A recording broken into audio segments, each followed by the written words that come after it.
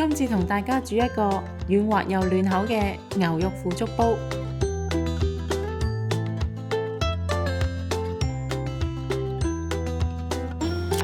將一部分葱切段，另一部分切葱花。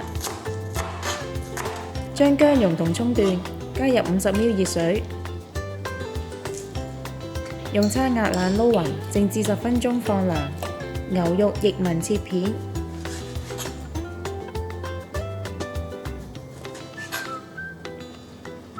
再逐少加入薑葱水撈勻，令牛肉充分吸收薑葱水。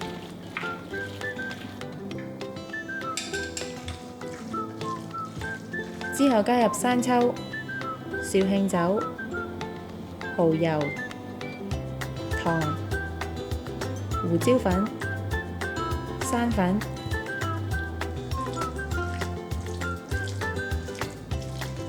最後落油醃20分鐘。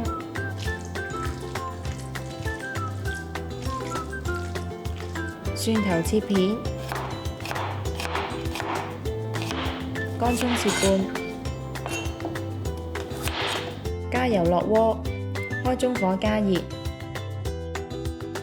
落牛肉煎封表面至6成熟。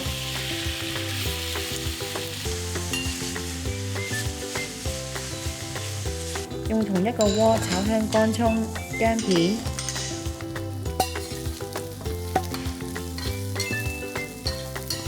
然後加入水、生抽、老抽、蠔油，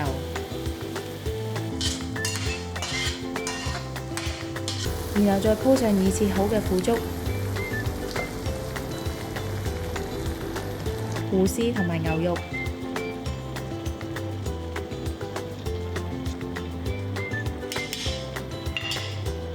蓋上鍋蓋，用中細火煮大概2至3分鐘，最後灑上葱花就完成啦。